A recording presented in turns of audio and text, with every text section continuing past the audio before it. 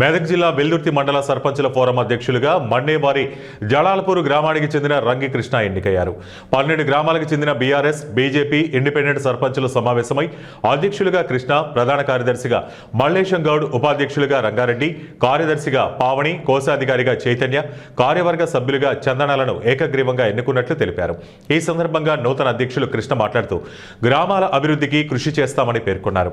ఈ కార్యక్రమంలో ఉప్లింగాపూర్ సర్పంచ్ భూపాల్ రెడ్డి, మాజీ జెడ్పీడీసీ రమేష్ గౌడ్, అరేగూడెం శేఖర్, మహేందర్ రెడ్డి, శంకర్, జగ్గా అశోక్, సాకారం శ్రీనివాస్ గౌడ్, కమ్మరి శ్రావణ్ తదితరులు పాల్గొన్నారు. ఈరోజు మండల బీఆర్ఎస్, బీజేపీ మరియు ఇండిపెండెంట్ సభ్యుల సర్పంచ్ల మండలం సమావేశమై సర్పంచ్ల ఫోరం అధ్యక్షులు ఎన్నుకోవడం జరిగింది. ఇది అందరి సహకారంతో బీజేపీ, ఇండిపెండెంట్ అందరం కలిసి 12 మంది సహకారంతో రంగి కృష్ణ గారిని సర్పంచ్ల ఫోరం ప్రెసిడెంట్గా ఎన్నుకోవడం జరిగింది. మరియు రంగారెడ్డి గారిని ఉపాధ్యక్షులుగా, మరి ప్రధాన కార్యదర్శిగా బీజేపీ నుంచి మల్లేశం గారిని ఏకగ్రీవంగా ఎన్నుకున్నాము. ఇది ఎన్నికకు సహకరించిన బీజేపీ వాళ్ళకు, ఇండిపెండెంట్ వారికి ధన్యవాదాలు చెప్తున్నాము. అందరూ నా పైన నమ్మకంతో సర్పంచ్ల ఫోరం అధ్యక్షునిగా అవకాశం ఇచ్చినందుకు పేరు పేరున